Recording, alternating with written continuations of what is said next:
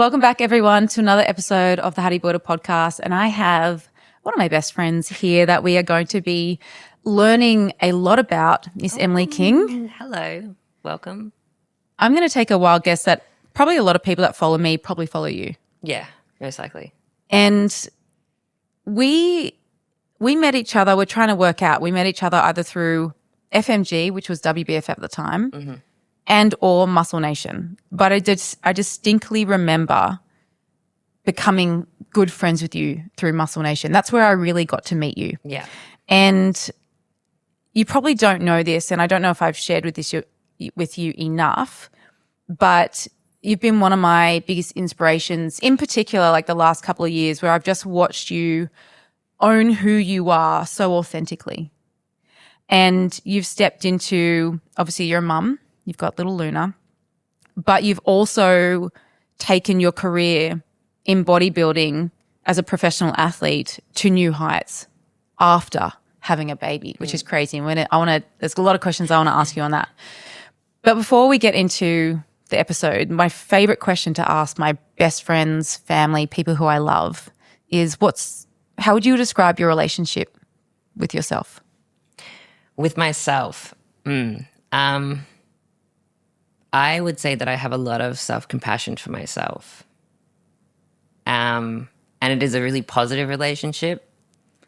I don't think there are days when I'm like, I hate on myself. I'm critical, but I think everyone is when they are high performing. But I'm not harsh to myself most of the time, 99% of the time.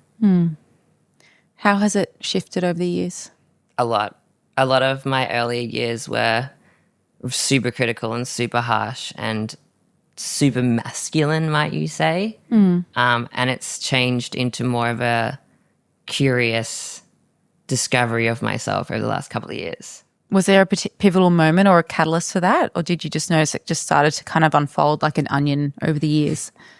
I would say my daughter. I would say Luna has been like the biggest catalyst for so many changes, positive changes in my life. And in the way of like that, I can't hide and I don't want to hide. I want to be like showing up as my best self as often as possible, understanding that you're not going to be perfect. But she was like the thing that changed a lot for me in terms of like, am I showing up in the world the way that I want? Because ultimately I will be her inspiration to do the same. You want another one? Yeah, I do. 2 twins. Get it all done at once. Done.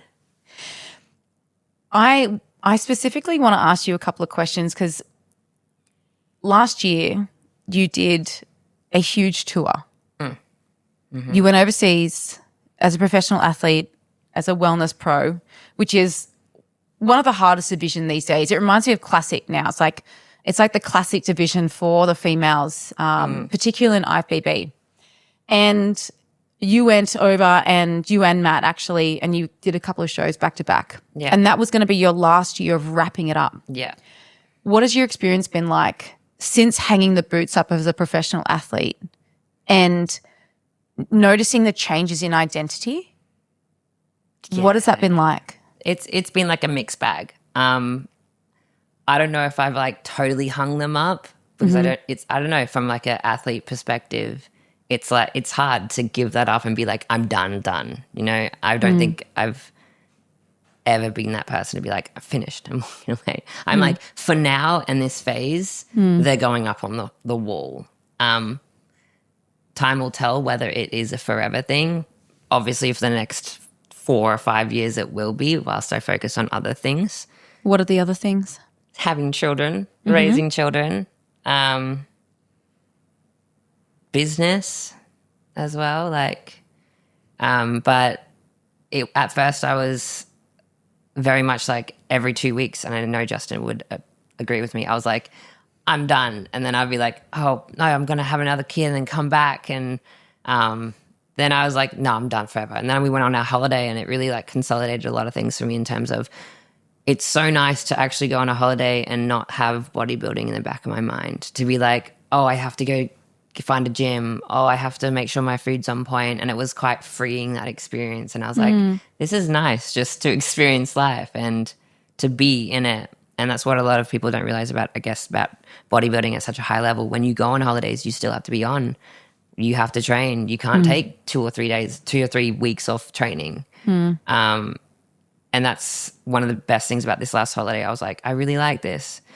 For me, as like an ego thing, it's been tough to let it go because a lot of my identity was tied up in competing and being this wellness pro. So sometimes I catch myself like posting photos of it just to be like, I'm still here.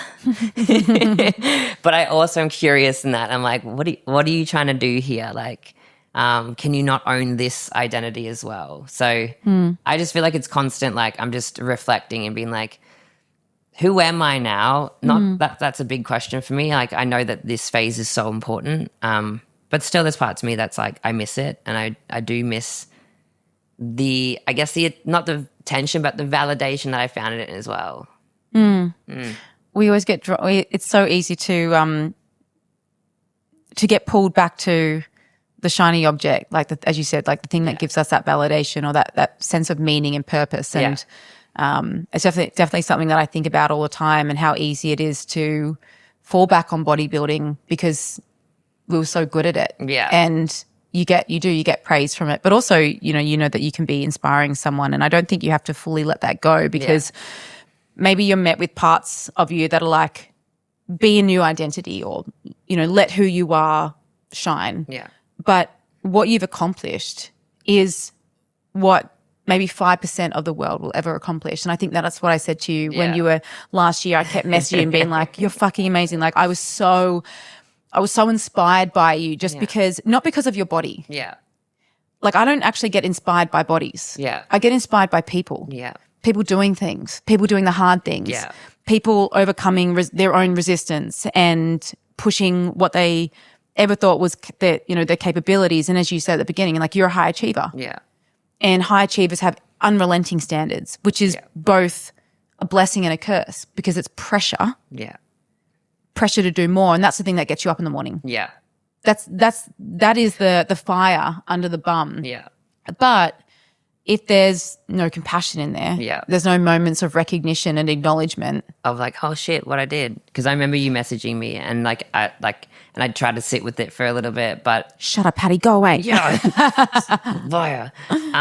But I also don't think I've really looked at what we did last year, and we're like, wow. But I'm like, there's time in life to look back and look at it. But yeah, it's just like I think about this a lot. Like, I guess not happiness, but like as a high achiever, it is hard to look back and be like, look at what we've done, because it's always like, look at what we have to do. Yeah. Yeah. Look at what I have to achieve. I think, again, that's like the blessing of the curse. Yeah. And, Tony Robbins says it all the time, which is ultimate failure is when you never see your success. Yeah. Because, like, what are you doing it for? What's the point? And probably most of us can relate here when we look back at a time in our life where we were really pushing on something. Yeah. And as you just said so beautifully, you're not acknowledging what you're doing. You just keep focusing on what needs to be done. And I often look at like my videos, like I'll be looking for something to post as content, or like some sort of like a photo or a video to send to a client, and I'll go back and I'll find the videos of me being, incredibly like an anatomy chart, which was my goal. I want to be an anatomy chart.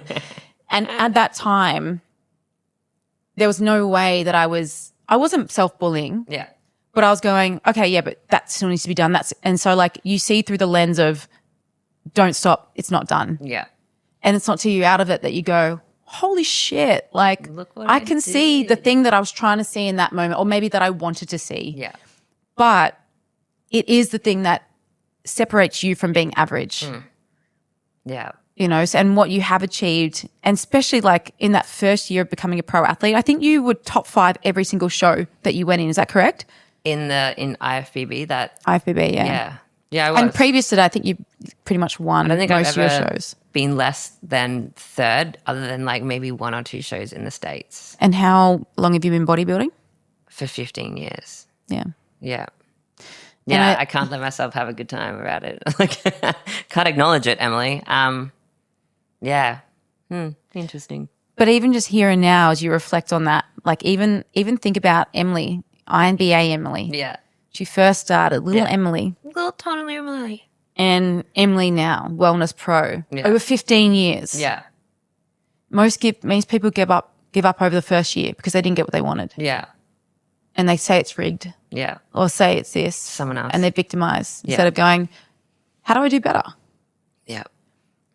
As you look at who you were and who you are now, can you actually sit back and be like, I've done a pretty good job?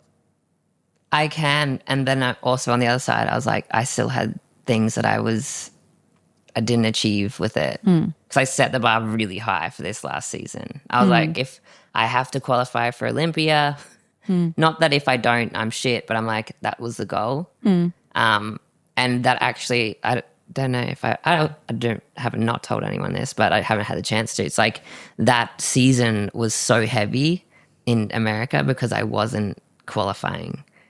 And like I had to catch myself to be like, enjoy this process because it's going to be done. But I was also like, what's wrong? Like I'm doing all the things, and each time I showed up and did the show and got second or third, I was like, what? And then it was really heavy. And then I think by the end I was like, go in with no expectations, go in with zero expectations. And that was a really hard like season. Probably from the outside, people were like, you're having the time of your life. But I was like so critical, and I was ready to actually be done with it because I wanted to stop hating on myself. What do you notice, or how do you shift that mindset of going into hypercritical, not enjoying yourself, maybe a bit of self-bullying, Yeah. to how did you tell yourself to surrender? How did you tell yourself to lower the expectation or have no expectation but still be able to practice a standard of yourself? It was a lot of like, and Matt helped me through as well. He was like, we have invested a lot of time and energy into this, and if we're not enjoying it, then what's the point? And I was like, oof. Like, although it was super heavy because we have such high standards, and then I had my coach, he also has high standards. So it was more of I don't want to disappoint him. I don't want to look silly to all of my fans or all the people supporting me. Like, so I had this really heavy pressure on myself to perform and do really well. But then at the end, I was like, if I don't enjoy this process, it's going to be gone, and it's going to be a waste of time, money, and energy. Like, then what's the point? Then what's the point in this? So at the end, I was just like, enjoy yourself. And I like the second last show I did was Vegas, and I got to compete against people like Tiffany and Rayanne, who is one of the like top 5 now. And it was such a cool experience just to be in, because I had been sitting above it as if I was spectating outside of my body for like the last 3 shows. So I was like in it, and I was like, holy shit, I'm here with these people that I would see on TV or like see on socials, and they're my idols, and I'm here in real life in flesh with them, and I'm competing against them, and I'm this close. So that was a really cool experience. It's so interesting to hear that your experience from you, because again, as you shared, it's like from the outside, it looks like you're having the best time. Yeah. But your internal experience is so intense because it's that tunnel vision, right? You're only focusing on like, what's wrong with me? Yeah. Why can't I? And the sport of bodybuilding, you almost have to surrender that it's like in so many ways outside of your control. Yeah. And the only thing that you can practice controlling is like your experience of yourself, so that you can enjoy it, but also enjoy the challenge of it, which is actually a really challenging thing to do, because you do really want to do well. And I remember having this conversation with you, and you shared that with me. You shared like, yeah, I did, that you were having a hard time. And this is something that I think about all the time, and I often find myself sharing this to a lot of people who have a similar experience to you when they're on shows, because I had it as well. And it's this pressure and story that we tell ourselves that we're letting everyone down. Yeah. That we're letting our coach down, the people that follow us down. And it's like, actually, they don't care. They just are inspired by you. Yeah. You're doing the thing that they can only imagine. You're doing the thing that only I can imagine. Yeah. I was so like, everyone, all of us who are watching who are your fans, are just cheering for you. And they come on the journey when you fall, and they come on the journey when you win. And all they care is what you're showing them, and that they feel connected to you. Yeah. So that's what it's like. Again, They don't care, but we think they care. Yeah. And I remember when I lost the world titles in 2017, I was like, oh my God, I've let everyone down. Yeah. Mum's like, who's everyone? I was like, everyone. She's like, well, you haven't. Yeah. Like, and then you'd get these lovely messages that say, you know, you're such an inspiration. I love you. And it's like, You're like, hold on, I've just told myself that everyone thinks I'm a failure. But really what it is my ego didn't meet my expectation. yeah. And the beautiful thing about having people who just love you is that they're there for you with the whole journey. Yeah. How, you know, it's like people are your fan, like people are your fans till they're not. And it's not when you're not winning either. It's when you do something that goes against their values. Yeah. So I was incredibly inspired by you. I had a photo of your fucking glutes in my phone, being like, I need to get something like that. I need to get a mini version of that because I'm never going to be able to achieve that. I was like, this is a horse in my phone, like just so impressive. And even like seeing how your physique changed from your last FMG show where you were figure into wellness. Yeah. Let's talk a little bit about that. Let's talk a little bit about how that training changed a little bit from how you started as a figure pro and top of the game in FMG or WBFF, whichever one you want to call it, top of the game there, transitioning over to wellness. There was a big shift in like how you train and what you need to do. What was that like? Well, first, like to be honest, I never took building phases super serious in FMG days because I didn't really need to get bigger. And that was the kind of feedback. So that took away from actually like focusing, but also the biggest shift between FMG, WBFF and IFBB for me was I took it 1,000 times seriously, and you probably would have seen that shift in terms of it as well. Yeah. Because it was first time that I had like a coach that would not take my bullshit and not like let me slip. It was the first time that I was competing against people that had been in it for 10, 15 years, and they were taking stakes were higher. The stakes were higher. Like they'd been taking it seriously. Like you probably don't realize that a lot of the women that I competed against in IFBB, they're not mid-20s, they're mid-30s. Yeah. Right? So it's a different thing. They've been in it for longer. So I was like, if I want to be up here, what is that person doing? You know, like how are they acting on the weekends? How are they acting on holidays? Like, so it was a big shift in identity for me of acting as the person that I wanted to become, which was the IFBB pro that was top 5 always.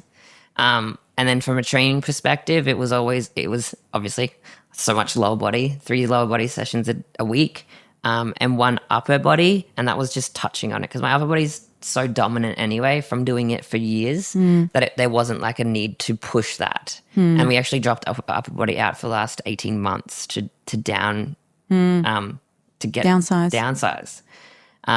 And he had a few exercises and I was like, I can't do it. I'll get too big. So like the biggest difference between figure and wellness is obviously the disproportionate upper to lower in terms of wellness. So precision of training is so much more important. Like making sure that you are actually looking at where you're lacking and where you need to make improvements. And it was like the training intensity for me over those last couple of years, like through the roof. Like I am now just taking a step back from training because I've flogged myself for the last 3 years to get to that. The first thing that came to my mind as you shared that was like, oh, you turned pro. And you didn't turn pro from a title, you turned it in your mind. Yeah. The first thing you said was, I changed the way I treated my off seasons or foundation seasons. And this is a conversation I actually had with my clients last night around transformation. Yeah. They all transformed when they stopped doing on and off. Yeah. And it became just a version of shifting gears and finding a way to have a more of a sustainable approach where the intensity could have more longevity. Yeah. And I think that's the biggest mistake that whether you're bodybuilding or not, like when I talk about bodybuilding, I'm not always referring to getting on stage. I'm talking about like physically building your body. Yeah. Like bodybuilders are the best at what they do. Yeah. Like when you and I have a client and we're taking them through a build, we're using pretty much all the principles that we're going to be doing for ourselves. Yeah. There's no like magic thing over here. Yeah. It's what needs to be done. Yeah. But the mindset determines like how successful you're going to be. Yeah. Because are you on and off Like, are you on Monday to Friday and off on the weekends? Yeah. Are you on when you're at home and off when you're on holidays? Yeah. And it does, like, if you want to be the best in the world at something that you're doing, there is a level of obsession. Yeah. Like, people always come and say, like, tracking your food's obsessive. I'm like, yeah, I want to be the best in the world. There's an obsession on that. Yeah. But even now, as I'm not bodybuilding, those are the things that keep me feeling good about myself. Yeah. Like, they're my self-care. Yeah. But you said, like, the way you approached your off season was the reason you could show up so successfully in your in season. Yeah. Because you didn't, like, everything that needed to be done was in there. Yeah.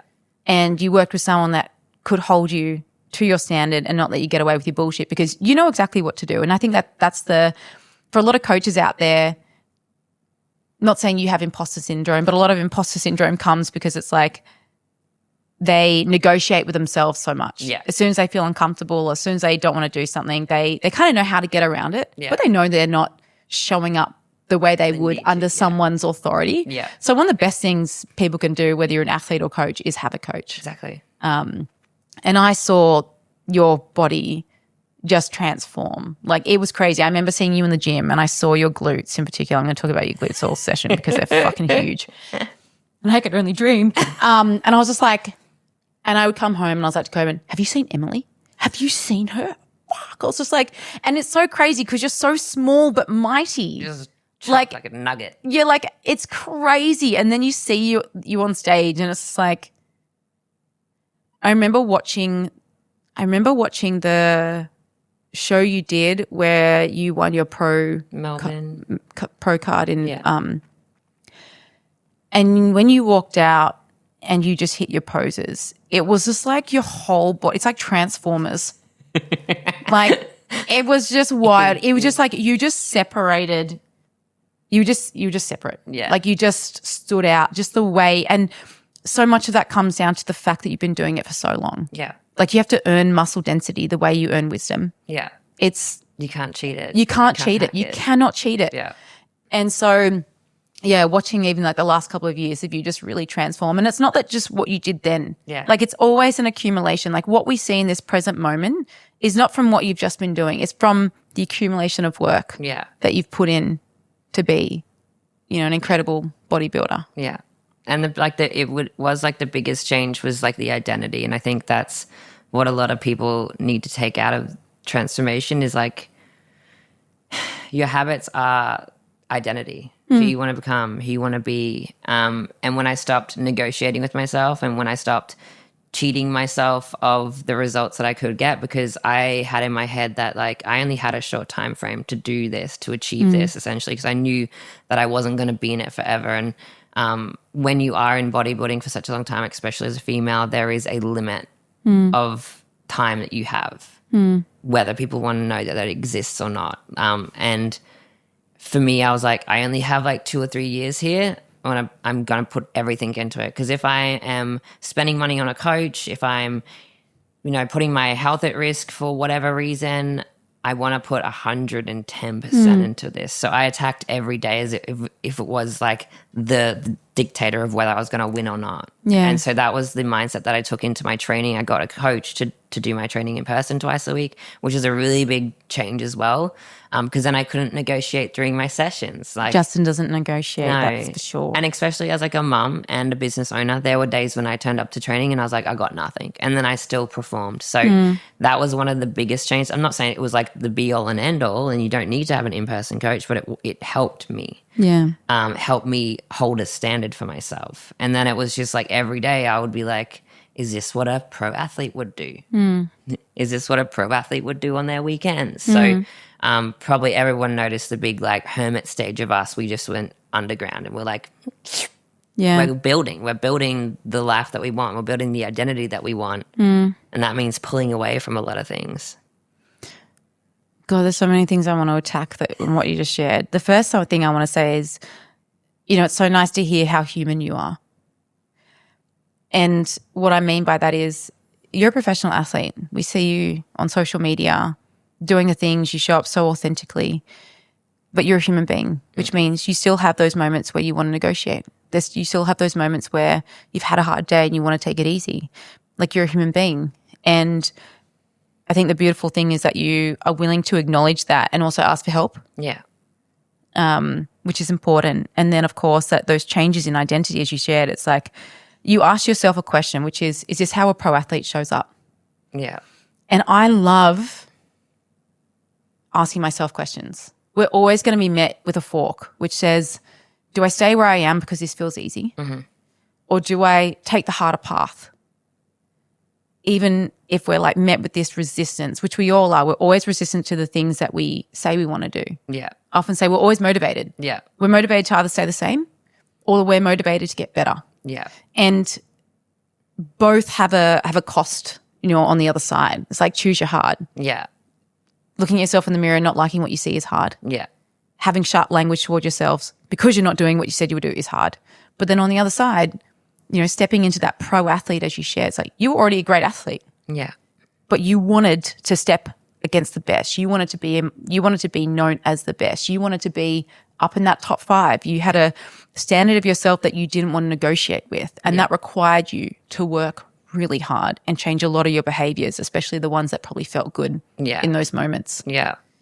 So I love hearing that. And you show up so authentically on social media. And I want to talk a little bit about that. Yeah. Because that's also really hard. It is. Whoa. Social media is it can be so wonderful and it can be so dark. Yeah. What has helped you show up authentically like you have been? Like there's been a really big shift. I feel like there was a similar shift around when you showed up as a pro. Yeah. And how you showed up in business. Yeah. And how you show up on the internet. Yeah. I think I realized that a lot of what I was doing pre-Luna in particular as well, or I don't, like maybe Luna was to change this, or maybe it was just like I realized I was done not acting authentically. And it's not that I was always like inauthentic or anything, but I hid a lot of the parts that I wish that people had seen because I was struggling a lot in my early career. Like I was struggling with my identity. I was struggling with who I wanted to become. I was struggling with alcohol. I was struggling with drugs. I was struggling with all these things. But obviously it's hard to share when you're in it. And after I was like out of it, I was like, holy, like now I'm here. But this shift, I guess, was like I see people go through this and it feels super isolating to them. And I don't want people to feel like they're alone in something that is able to be changed and improved. And I think by sharing parts of my story, I get so much feedback that people are like, that really helped. That really inspired me. And that at the end of the day, that's what social media is about for me, is like, if I can, even though it may seem cringe to other people, I don't give a fuck. I'm doing better than most of the people anyway. Like, why should I care about the opinions of people that I'm like fucking overlapping at this stage? So I do social media to inspire people. Yeah. That's how I kind of like gauge what I should and shouldn't share. Yeah, I think I love the saying like leaders go first. Yeah. And when you are sharing a message and when you are leading and, as you shared, like exposing parts of you that in the past you wanted to hide, you're always going to be met with someone who either feels triggered by it or has an opinion on it. Yeah. And rather than staying curious, they meet you with judgment. Yeah. And it's never from someone that's doing better than you. Yeah. And we never hear about people's failures till we've had success. Yeah. And so, of course, like I think there's a time and a place to share hard stories. Yeah. And I actually don't think it's when you're in it. No. Because there's so much dysregulation anyway. Yeah. You're like, what am I going to share? Like, you haven't got the answer yet. Yeah. Like the reason you share now is because you're like, this is where I've been or that's what I experienced. Yeah. This is the thing I did to overcome it. Yeah. And we are so – every human has their own experience, but we all have similar experiences. Yeah. That's why we're drawn to – we're inspired by people who've had hardship. Yeah. We're inspired by people who feel like they've had the same story. Yeah. People reach out to me because I've had a similar story. Yeah. And I've overcome it. What did you do to overcome it? Yeah. So everything that you share with people of the things that you experience, which is so common as well. It's so, so common. Like, and it's so common, but it goes one or two ways. People stay the same and stay victimized to their experience. Mm-hmm. Or they hold a mirror to themselves and they're like, oh shit, like these are things I need to change. These are things I need to change. And we don't need to overhaul our whole life, but we start with one change. Yeah. Because you have Kingbodies. Yeah. So you have a transformation company as well with Matt. Yes. What's it been like working with Matt? Your fiancé, but also both of you bodybuilders and parents. Yeah. And a dog mum. Most importantly, a dog mum. We've been doing this since like 2017. So it's like. Did you meet through bodybuilding? Yeah, we met through like one of those engagement groups on Instagram. Remember when we used to have these engagement groups? Yeah. Who slid into whose DMs? Definitely Matt. He had a man bun at the time too. And I thought he was Irish and had an Irish accent, and I was so upset when I heard his voice. He didn't. Yeah, like it's so normal to us now to do this, but there's like, I actually envisioned my life to be like this. I've been thinking about this a lot lately, of like how I've envisioned my life as a mid-20s person.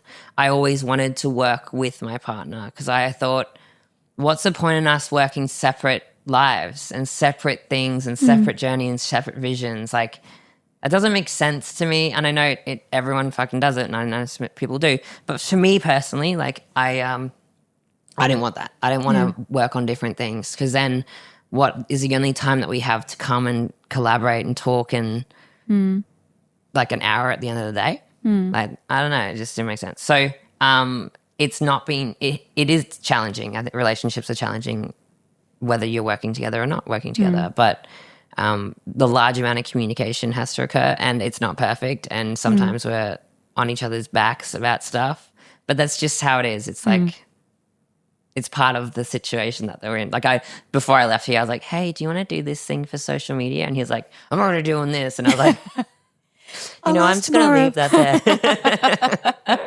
It's going to leave and table that one for later then. Okay, so good. But yeah, I love that we're on the same path, because I can wake up in the morning and he's having a bad day and I can inspire him, or vice versa. And it was the same with bodybuilding. If he was having a shit day, I was like, okay, I'm here to carry this today. And then opposite would be in reverse. It would be very, like, there are very few times when we're both in the trash together. That's good. Yeah. What do you guys do to, because obviously you have your work relationship.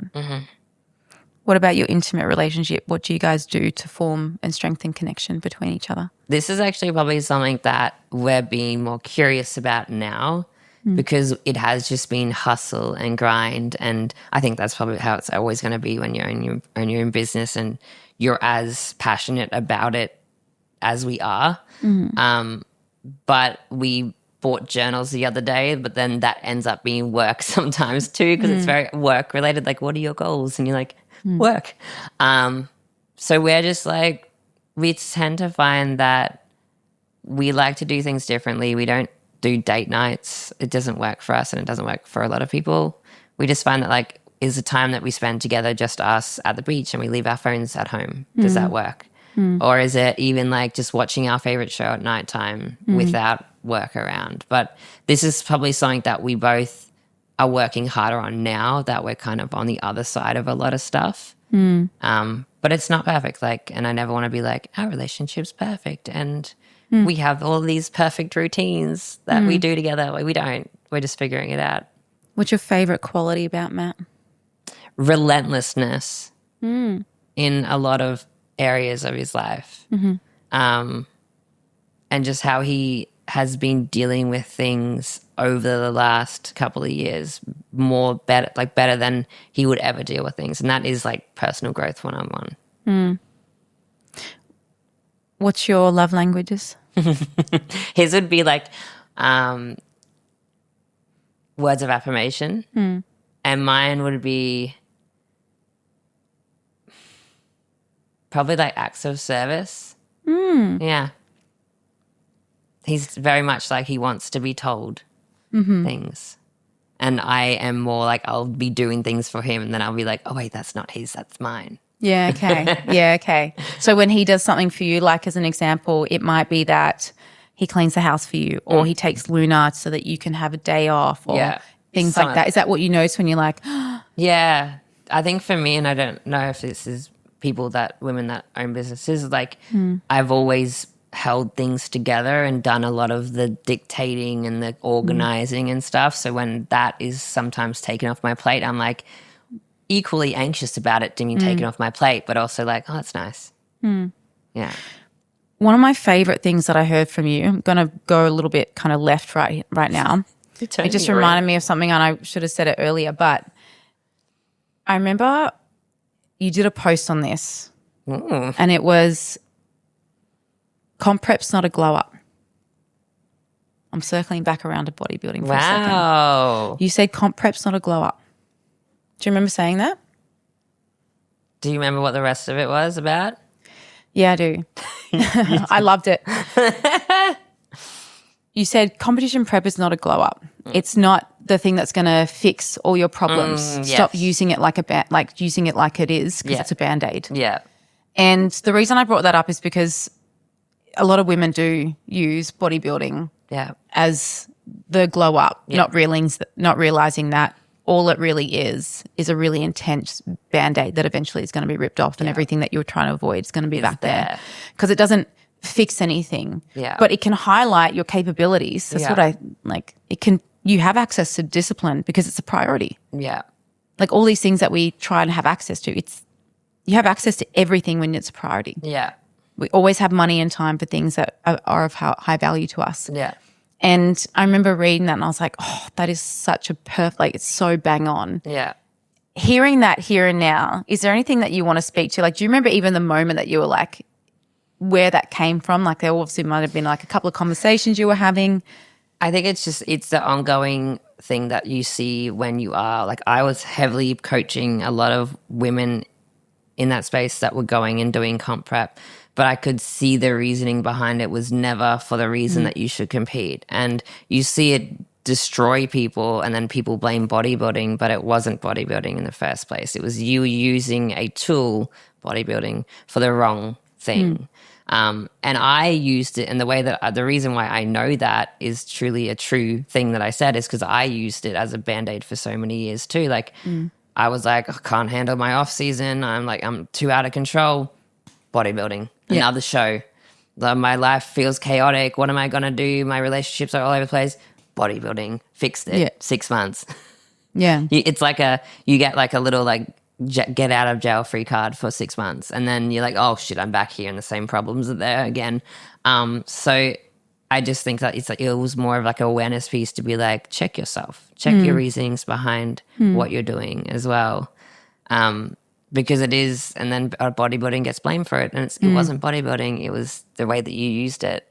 Yeah, I really love that I circled back around to that, because I think that's a very common thing, and if anyone's listening here, you might have the same experience that you had, or you might notice that that's your current experience.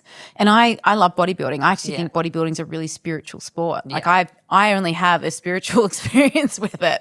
I've learned so much about myself and feel and just like almost it makes me like even look at these incredible vessels and just be like, holy shit, this is so we are so capable. That's the thing that comes to my mind. We are so capable and we are not fragile. Yeah.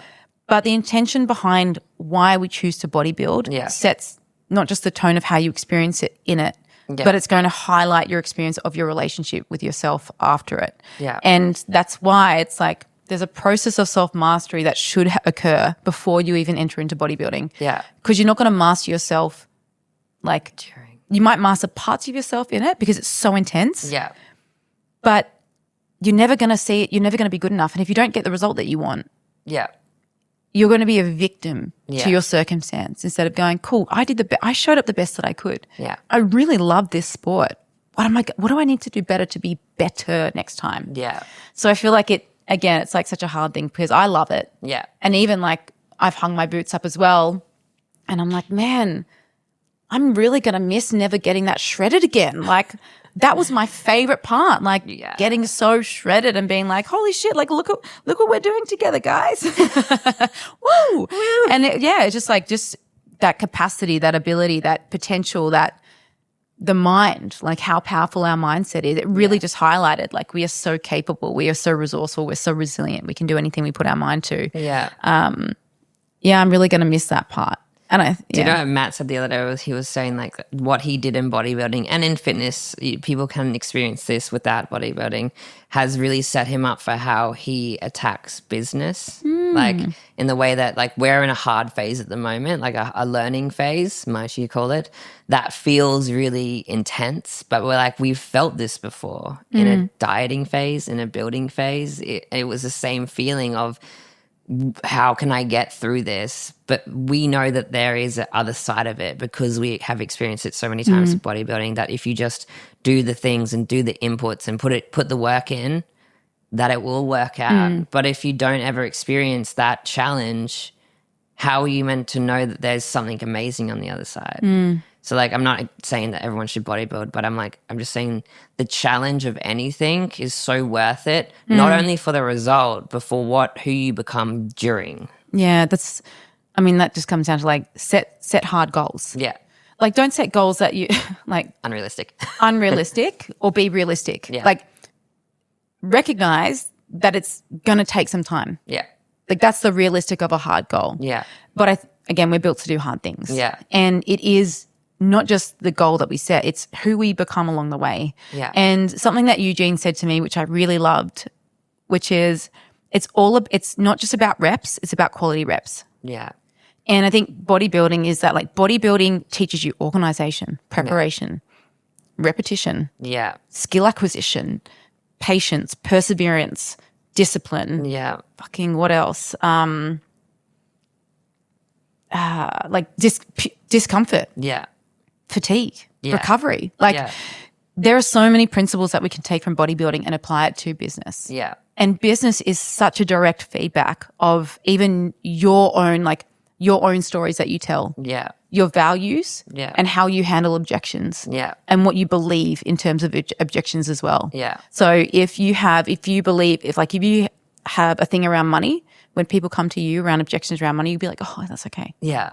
It's like it just mirrors you in a way. And business is challenging, and it is about having those good reps and also being able to refine your process to the point where you're like removing bottlenecks or energy leaks and going, okay, this is smoother or this is working or this isn't, like, how do you refine the niche? Yeah. It's like we can't talk to everyone, so we talk to this. How do we talk to this one person, the person we want to work with? Yeah. So there's so much refining in that. It is. What is the goal with business? We have like big revenue goals just because it would be fun. Like it's like having a body goal of getting ripped as shit. It's just like, can we do it? That would be cool. But it's not like I have more of an energy goal in terms of like how we want to feel within business this year. Because last year was very much we were bodybuilding, we were building our business, and we made huge changes in that last 12 months. Now this year is how do we want to experience business? Because like the hustle and grind is something that you can't maintain. And it doesn't make you enjoy the process of it. So we did a lot of that last year where we didn't enjoy it, but we knew it was necessary. This year is like, how can we run a successful business, service our community to the highest level, but also enjoy the process of it? So that's like where we're at the moment. And it's hard in so many ways because you have to let people go or find new assistants or whatever it is. But that's the goal. It's like impact has always been the biggest thing. And I was actually randomly thinking about this the other day, as I do, is that I feel anxiety a lot of the time. And I was like, where is this anxiety coming from? And it's not like anxiety of I'm going to be broke or anything. It's like I have so much to tell people. I have so much passion about what I want to say to people and how I want to help, that it's like this energy that's constantly bubbling up. And people will see it on my socials when I just do a rant or like do a post that I'm like, fuck, I feel so passionate about this. But that's where my anxiety is. And knowing that and naming it, it's made me feel so much better because I was sitting in it being like, what the fuck is this? Like, is it scarcity? Is it something else? But I'm like, it's passion. And it's like, it's hot all the time because I'm like, I feel like I have limited time to tell people all these things. As you say that, I'm like, this is the conversation I've literally been having with Coben.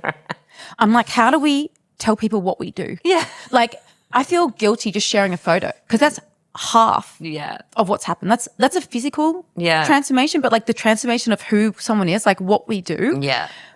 Trying to put that in a 60-second reel. So hard. It's so hard. Yeah. And it's like I've been writing and writing and writing, and it's just like, so again, like that's where my anxiety comes. Like, how do I tell people what we do? Yeah.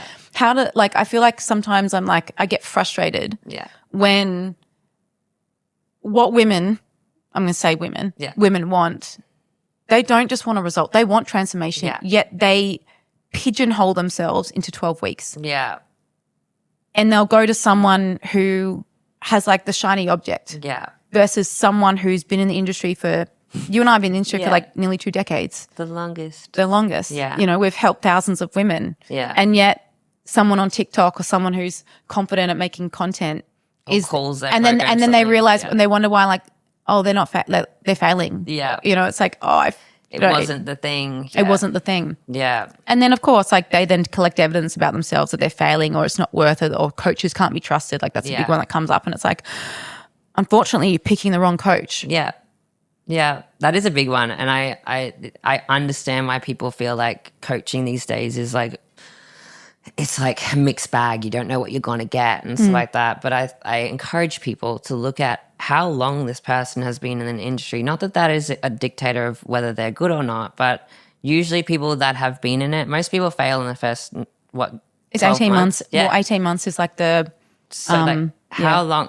Also, go have a look at their clients, message their clients. Like I put it up on my stories all the time. Like, go message this person to see what their experience with us was. Yeah, and like we are in a lot of mentor groups ourselves, and some of the frustrating things is that there are coaches that are worse than us that have a shittier service, and they're doing so much better because of the words that they use or the programs that they put together. And you're like, now I used to be like, oh, that's so shit and be crappy at them, but I'm like, why not us? Why can't we learn to be like this? Because we have a good service that is worthy of pushing out to people. I think it's like backing what you do. I feel like that's where I'm like, I feel so passionate, as you said, like so passionate about what we do. I back what we do. Like so, like it's just, even now as I say, I'm like, oh, I know who we are. And I feel like that's it. It's like, how do you get that out there? Yeah. Authentically to yourself that aligns with your values and what you want to share. So I definitely noticed again, it's like I've been watching you, watching all of you last year, like on your bodybuilding journey, obviously you and Matt as well. Yeah. But also like, you know, seeing you show up on social media and also just being so enrolled in everything that you shared and loving everything you shared and just really seeing you step into who you were. And it's just so beautiful. Like it's really, really beautiful, but it's also hard because it's the internet. Yeah. Right. My last question to you, or maybe one of my last questions to you is, what have you learned about yourself lately? What have I learned about myself lately? I don't know if there's been any big lessons lately. It's more so maybe you're more in relationships than anything is like, can I be less triggered? Can I be more curious? Can I be more gentle is probably some of the things that I'm learning lately. Can you? Yeah, I can. How? I can. I just think I got to stop myself and instead of taking things on, I got to just like let them kind of simmer for a little bit and then respond. It's a lot of like, especially with what we've been doing with fertility and stuff and feeling my hormones change, I'm like, you can't just be reactive to it because that doesn't make you a better person. You got to let it sit and be like, how do I respond to this? That's going to set a boundary or actually convey what I feel. Yeah. Do you think you're a good communicator? I can be terrible at times, but I can also be really good. It really depends on whether Is it relational? Yeah. Or it's around regulation? Where I'm at the day. And I think that's what I really wanted to lean into this year. And I will get like some help around it because there are things with business that trigger me quite a lot. And I'm like, how do I become less triggered about this? Because I want to be. I don't want to be like reactive to stuff, and I don't want things to upset me so much. But that's what I'm learning about myself this year. And what's next for you? Be a mom again. Not that I'm not already a mom. Have another child. We're doing less travel this year because Matt's been injured, which is going to be interesting to sit in it. I honestly just want to enjoy life more this year because I feel like my life up until this point has been very go, go, go, go, go. And that's like my identity. And I'm like, I want to step back. I want to just enjoy it because you don't know how much you got left, you know? Every high achiever I either listen to on the internet through podcasts or I have in here on conversations, that's the answer they all give. Yeah. I want to learn to be able to enjoy the fruits of my labor. Yeah. Or enjoy myself. Yeah. Or just enjoy life. Yeah. And it's so interesting that is the moment, like, after you've been working hard for so long, which is what we need to do. Yeah. Growing pains. Like, if you want to achieve anything good in life, you have to work hard. Yeah. And for long periods of time. Yeah. Like, there's a cost to everything. There's only so much we can do in any moment. Yeah. And, you know, something I love that Alex Hormozy says, he's like, the barrier to success is so low because most people don't want to work hard. Yeah. But I notice, like, I just surround myself with really high achievers and hard workers because I love being inspired by my friends. Yeah. Like, I only just get excited, Yeah. like, to see my friends be successful because it enrolls me naturally. Yeah. It reminds me not to not slow down, but to, like, Keep going. keep going. Yeah. But I often get met with, like, to play, to remind ourselves to play, and also, like, what's the point of doing this if you're not going to enjoy it, which is the same thing Matt said when you're doing it. Yeah. But I think about that all the time. Yeah. So, Emily, I have absolutely loved talking to you today. Me too. It's been so nice. Where can people find you if they want to see more of Emily?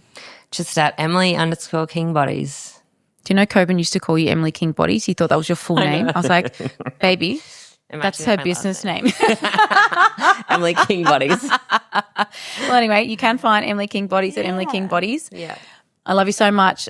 So inspired by you always and still. And I look forward to following on your fertility journey. Seeing you be a mum. And I know that you did say something to Justin, and we'll see if this actually unfolds in a couple of years' time. But that high achiever in you was like, just watch me. I'm going to have more kids and then come back and have a better body at Olympia. And I just have to say, like, I just love that version of you that's like, tell me I can't do it and I'll show you I can. I'll do it like, twice. I'll show you. Yeah, I'll do it twice and I'll do it better the next time. So just come at me. Yeah. Everyone, I hope you enjoyed this episode. If you did, please reach out to myself or Emily. Share it, like it, send us a message. And remember, you have two hands, one for helping ourselves, one for helping others.